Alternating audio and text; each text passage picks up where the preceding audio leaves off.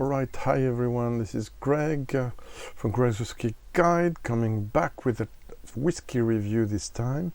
I realized I spoke about this bottle several times, but I didn't give it a proper review.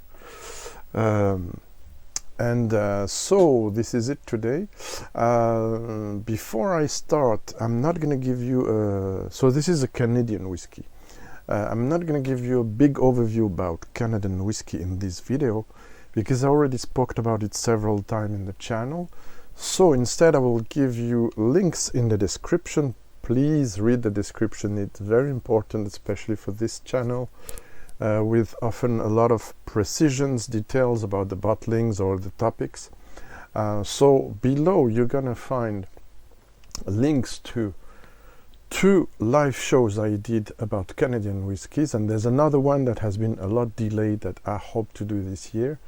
But the 2 first that are already online are one with Don Livermore from, of course, Hiram Walker and Sons with WISER'S, Lot 40, etc. brands. And the other one was with Leon Webb, who was at that time in Shelter Point Distillery, but has now moved to Tamnaveline in Scotland, back into Scotland. Tamnaveline from the same owner as Dalmore and Jura, and blends White and Mackay, just to let you know. So I have those 2 live shows in which we go into depth into Canadian whiskey. What is it? What can it be? Etc. And also they are on my website. There's a special topic that has some parts translated. I think it's all translated. There's an English summary to every chapter about Canadian whiskey I made in 2018, where I completely rediscovered Canadian whiskey. And then also you will find notes on Instagram about those whiskies, and this is a picture of mine. I put it into my personal calendar of the 3 expressions that are currently available in France, and also there are the 3 that are in the core range of Two Brewers, and you have to add to that the special finishes series, limited releases, which are not available in France yet. So what are we talking about? And that's the beauty of the thing, is that on the packaging you can locate absolutely where it is. And where it is, once again, it's hard to point out. It's Yukon, in the Yukon province of Canada, which is just above British Columbia. I'm going to show you that into one of the sources I will rely on. It's the Not to Miss Definitive Guide to Canadian Distilleries from David Kergomo and Blair Phillips. This is not the latest, but I think it's the second release of it. And in this highly recommended, and you can see there are 3 distilleries in Yukon. I thought there was only 1.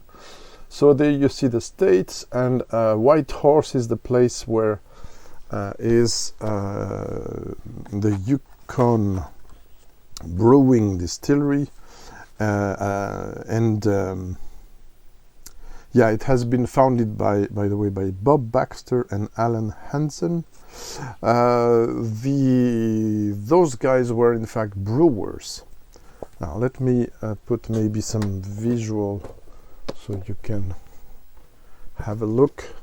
Before the bottle you can maybe have a look at those guys, and one of the still, this is the spirit still, which is a kind of, if I'm not mistaken, Holstein or modified Holstein type, while the wash still is in stainless steel, but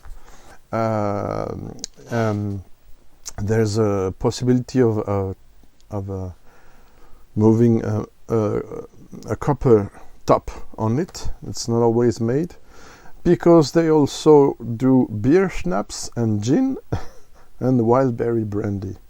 So those guys, those 2 guys you see, were brewers first off in 1997. But what is crazy is, and I'm gonna read it. In 2009. Why 2009 and not 1997 when they found the brewing company? Because, and I have to go back to general page. And did you know that there's only 40,000 a few years ago when the book was made? 40,000 people only in Yukon. Even if it looks like bigger than France, I don't know if it's exactly the case, but or at least half of France, I don't know about that. So Yukon had prohibition in 1918, like many a bit later on in the US, etc. But in 1921, Yukon residents abolished prohibition. However, the distilling grant was not re-established before 2009, and even in 2009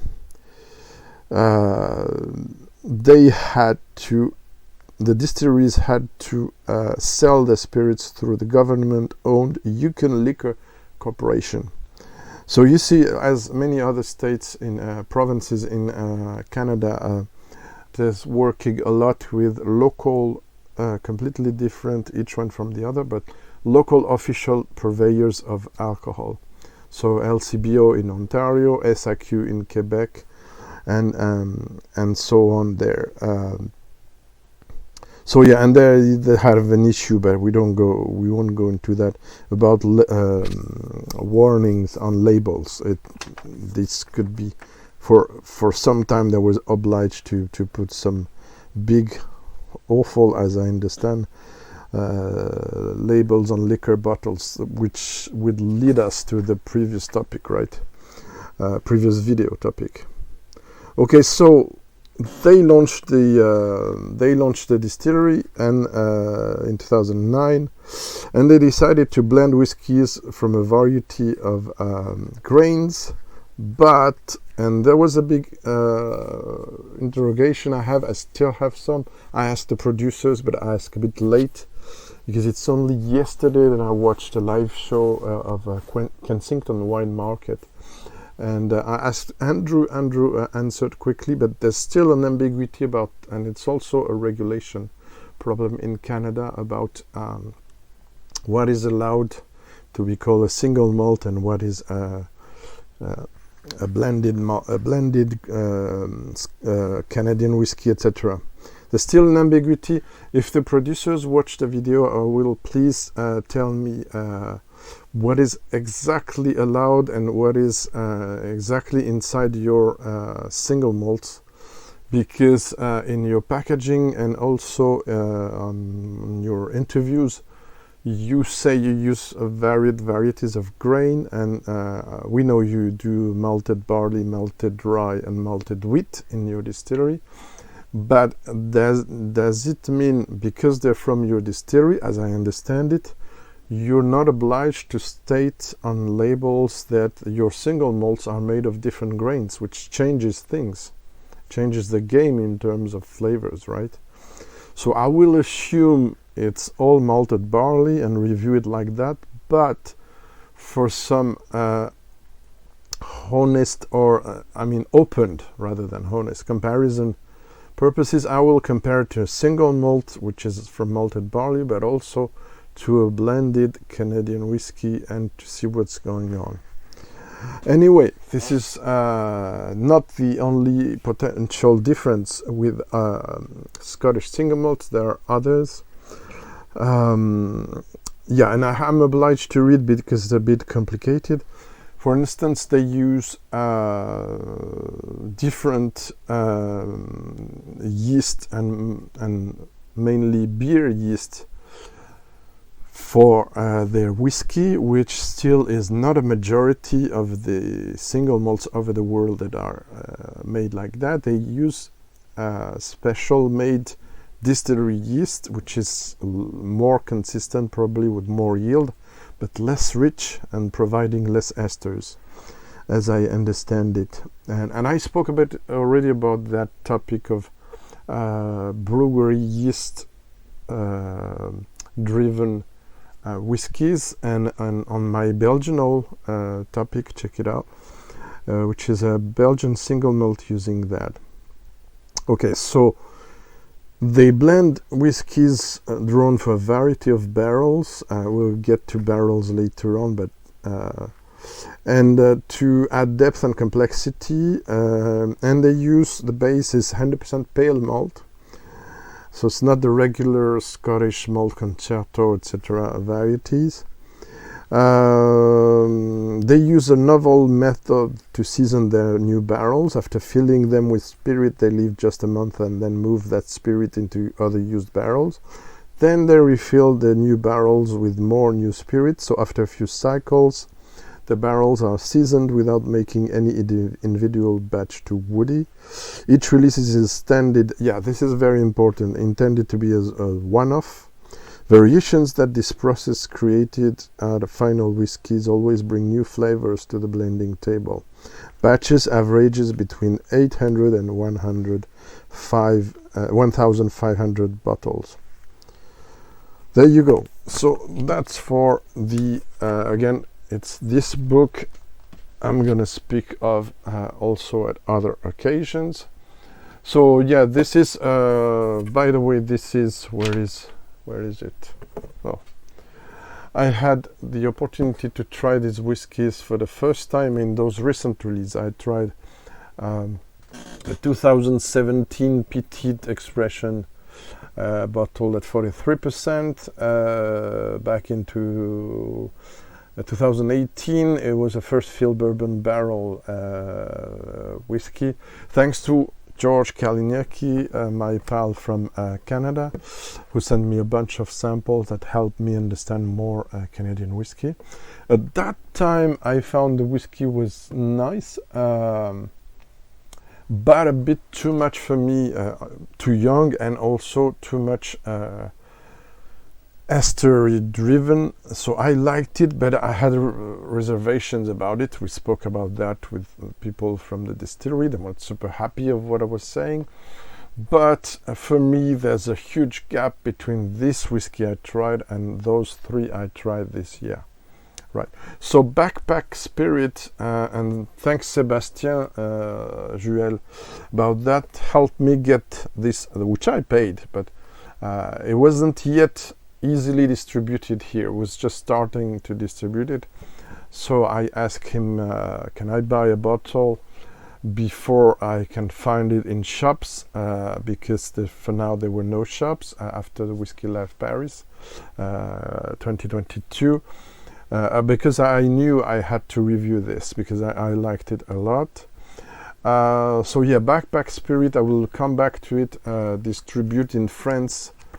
For those viewers who are not in France, I know you're not interested in it, but Northern American whiskies, they distribute Sheringham. But they are not all yet in the French market, but there will be allocations about all these, and on demand you can have them. Sheringham Distillery, which is doesn't say, Canada, Vancouver Island. Vancouver Island Arbutus Distillery, I haven't tried yet. Another one is called Goldstream, I haven't tried yet. Again, other craft, they're all craft distilleries, by the way, as this one is. Lohin McKinnon Craft, British Columbia Canadian Single-Malt Whisky. More important in the way, I had samples from the Odd Society British Columbia Canadian Whiskey as well, so we'll review soon the Prospector Rye and the Commodore Single Malt. The Two Brewers, Catochin Creek, I had samples as well from those guys. Two rye whiskies, and a limestone branch from USA, Kentucky this time. Right, so thanks to Sébastien. So this is why this is in French and not in English. So basically, yeah, it explains. So it's a micro distillery, I forgot to say. So this, the one we're gonna have today, let me put the bottle here so we know where we're going. So they have this, which is the orange label, pale orange. They have the innovative that I tried also. We'll come back to these after our tasting, or shall I do it now? I'm gonna do it now. Yeah, so we had in blue, I think it's in, no, in brown I tried the Peated, and the Peated for me was, they're all no age statement. Why? Because they have a blending approach that I 100% approve, which is trying to do what they want to do, what they want to have at its final flavors, with the maximum freedom of using whiskeys, barrels from different ages from their warehouses. So I mean, they warehouses, it's another question I forgot to say. Yeah, so what they want is to get the best of what they have, and to use a variety of ages that can be wide. For instance, for this release, which is that is great, you have everything you need. They go by numbers because all the releases are different, but the three categories, classic, peated and innovative, and there's also the special finishes, but we don't have it there. Those categories are core range. They're considered core range, and in order to know where you're at batches wise, you have the number of release, and they can be quite different. For instance, the 35 uses maple syrup filled barrels, which have been emptied and rinsed and then filled with whiskey. So the 35 in the classic range will be different from this one, which is only first fill bourbon.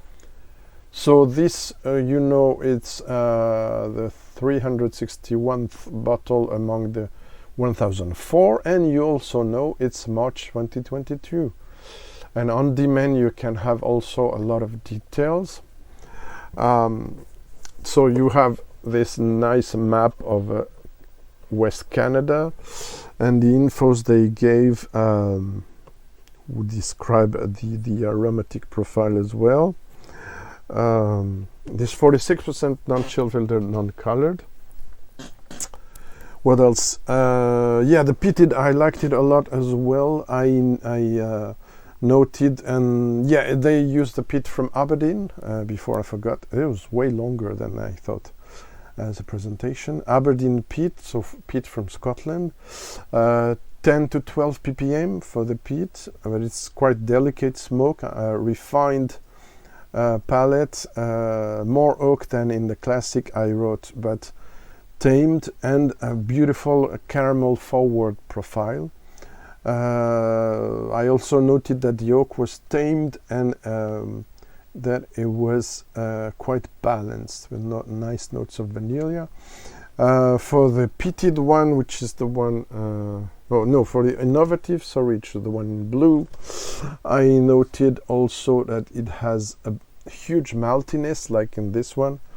Also that it has a great balance, but you could feel the oak, because that one is finished in, uses chocolate and pale malt, and is finished in virgin oak. Right, enough for the big presentation, but last but not least, I have to tell you to finish that they uses 400 liters Carl pot and 2,500 liter beer brew kettle with a helmet. So it's so the one you saw was the wash still, I think. No, the spirit still, and the kettle they mention, I think it's the wash still. Yeah, and they do, because the climate in Yukon can be very cold, They do store their casks, whiskey casks, in the brewery, which has a constant temperature of 15 degrees Celsius all year long. Right. Now, enough of this. It's been quite long, but again, I'm going to put timestamps, so yeah, so you can always get to the parts you want. Right, so this, yes, says also it has been mashed with water from glacier-fed streams, so got quite a pure water. And now let's go to the visual, and then the nose, and then the palate. The nose is, oh yeah, the viscosity, sorry. Quite sticky legs, very thick because there's non-chill filtering. Also, did I say that it was a combination of 8 to 13 years old casks? Yeah. 8 to 13 years old cask. Thanks a lot to Dave Gardner, which is the sales manager for South or North Alberta. Where did I wrote there? Alberta North.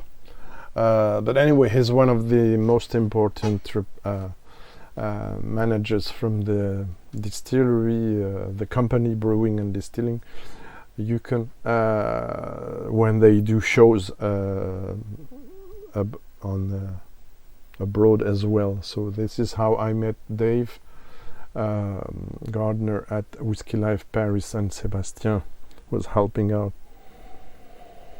So this is a beautiful, rich, concentrated nose with.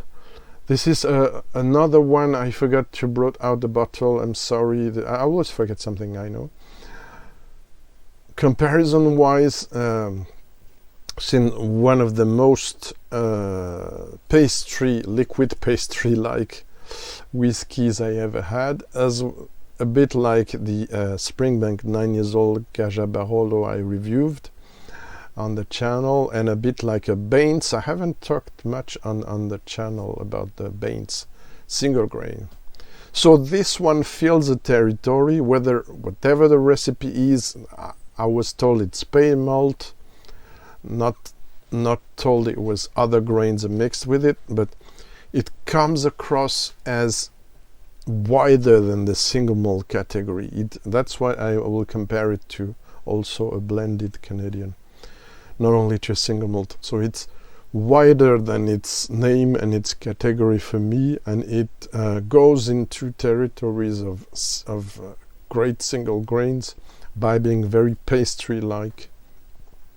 So lots of nuts, noisette in French, a lot of caramel, a lot of fudge, a lot of different, we'll see that on the palate, but different elements that made this come close to rich single grains, but not Scottish single grains, rather Canadian blended whiskies and single grain. But we'll get into that. Those is rich. What did I wrote? I'm sorry, I have to switch from my notes and the screen. Yeah, so I wrote beautiful esters, almonds, pecan and macadamian pie, malted barley. Yeah, there's a lot of honey. There's a lot of candied citrus fruit as well. And something else I got.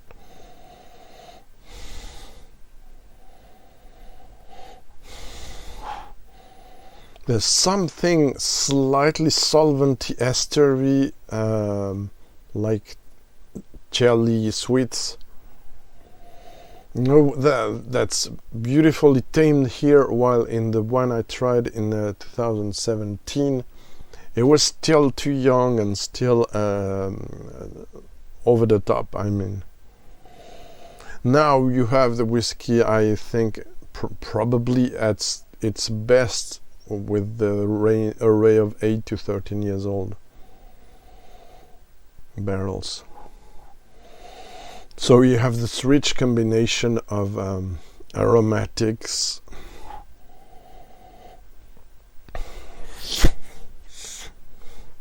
excuse me a second, aromatic flavors I mean. Yeah, and I realize I forgot to mention apples. That's what I could not decipher from my own notes. Yeah, there's a citric feel to it, and then there's some not cider, but there's something like fresh, quite young apples, but also some ripe and mature apples. So it's complex bouquet. Yeah, nose is bouquet of apples. So it's like if you was crossing pecan and macadamian pie with apple pie. That's the feeling a bit. And also you squeezed a bit of lemon on the top, and you had also a bit of honey. Yeah, it's too rich, I know. You have also a dash of honey dropped out upon it, and maybe you have also some I wouldn't say Calvados, but maybe some hint very on the back, some Calvados note. Yeah, it's more striking now, and I don't know how far this. You see the level. This has quite evolved. It was hugely concentrated at the beginning. It was super stunning.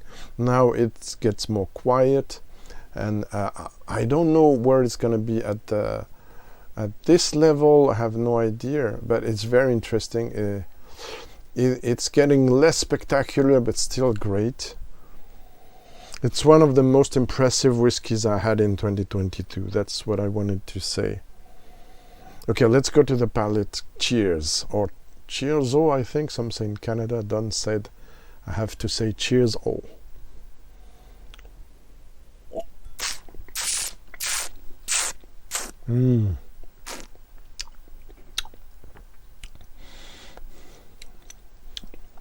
Those notes I said on the nose, you have them on the palate. It's still a bit tight. It's super complex. But it goes into the same pastry and fruit concentrated line, right? So you have those apples, you have those nuts, you have those honey, but different kinds of honey notes.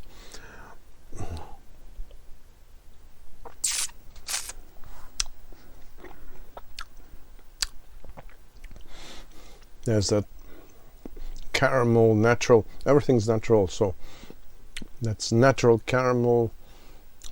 There's a few gentle spices in there, just enough to lift the spirit.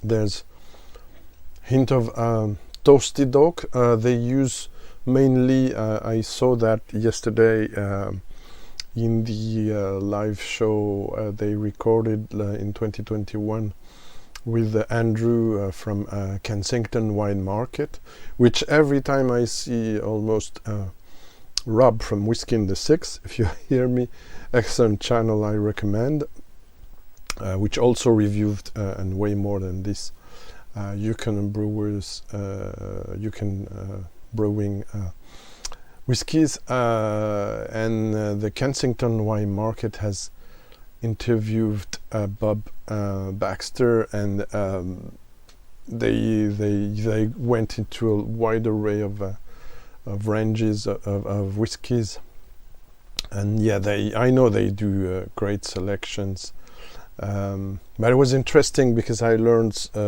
things about the process. And so yeah, I forgot to mention, first whiskey was sold in February 2016, and there was a big queue, that's what you see in the live show, to buy the 150 bottles only that were ready of this release, this first release. and yet it had a lot of awards over the years. I'm gonna try to open it up a bit with water, and then we go to the comparison to finish the video. Just a few drops. Okay, I have to add a few drops to the others then, to be fair, sorry.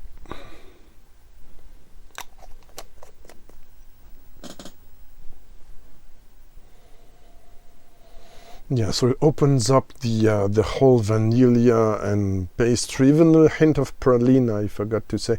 Praline is beautiful, praline in French.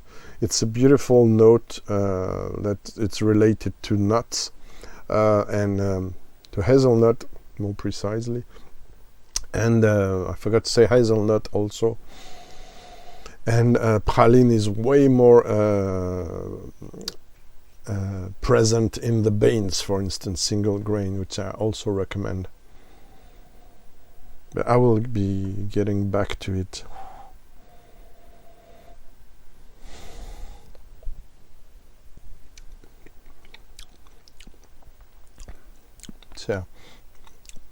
So apples, caramels, and all this is super balanced. That's why this is so impressive, the balance of cask they managed to do. So what I'm going to compare this, just to see what's going on. I alas don't have bottles of Shelter Point. It's not distributed here. It's very difficult to get. But thanks to Foodquig and my friend who provided me a lot of samples, and also filled minis, which is even more interesting. I knew how fetishist I can be with the whiskies packaging and stuff. So initially I wanted, because of the possible grain influence, to compare it to the MONTFORT 151, which is grain driven. But I thought, no, it's not relevant. You have to stay in the category of single malt. So I choose to compare it. Let's see if we can have the two. And I'm working on having. Okay, we'll have the. I'm having a bigger presentation thing to also for something I'm gonna do soon, comparing or exposing two bottles at a time, which I can't for now. So yeah, artisanal single malt, there it is, and we'll see if it's relevant. Of course, this is younger. If I remember well, it's around 6 years old or so, and there's don't remember exactly, but I think it's more traditional yeasts, so there will be a difference right away.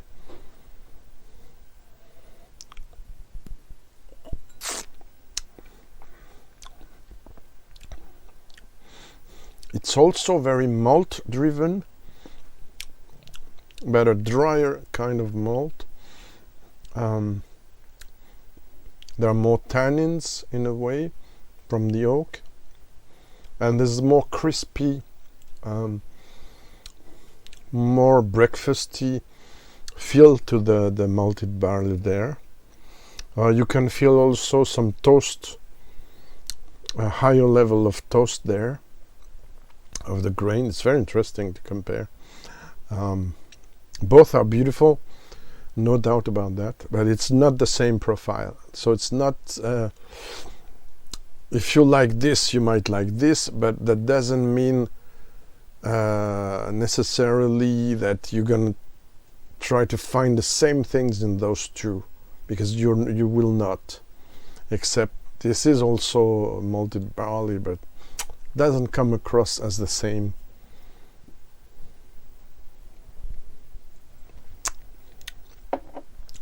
So yeah, very interesting. I didn't do this comparison before. I did it just for the video. I have to be perfectly honest. This is no, the MONTFORT has higher content. This is at the third, So there's possibility that there's more vanishing of flavors in open since a year than from the bottle, so might be not a fair competition. But I can, of what I remember and what I just tried, it's not the same profile, it's not as rich, it's not as spectacular and deep and complex as the Two Brewers Classic. But once again, there had a wider array of whiskies in the core range, or let's say in the current offer, than Two Brewers. It's also a bigger capacity distillery. That's where comparison drops. An even bigger capacity distillery and blender, of course. Oh my god, the bottle is crazy heavy. I'm gonna compare it to blended Canadian whiskey, so with different grains, also corn. And this is the Canada Day 2018 commemorative series. It's the 49th barrel, which is celebrating 200th anniversary of the 29th barrel. It's 43.4, and it's 7. I got this through the Whiskey Exchange, if you wonder. At some time they had a nice choice of Canadian whiskies, and yeah, you can see Lot 40 and WISER'S Deluxe, which I have on the table, and of course a masterpiece, which is the Dissertation. All these have been reviewed on my website, but not really covered on tastings, so I might have to go back to it along with this one. So darker color, probably some older stuff in there, I don't remember now. Go to see the website, you'll have all details. Yeah, obviously more vanilla there.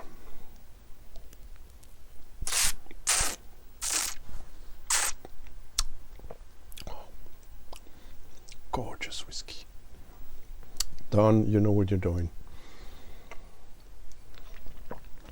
Getting back to this.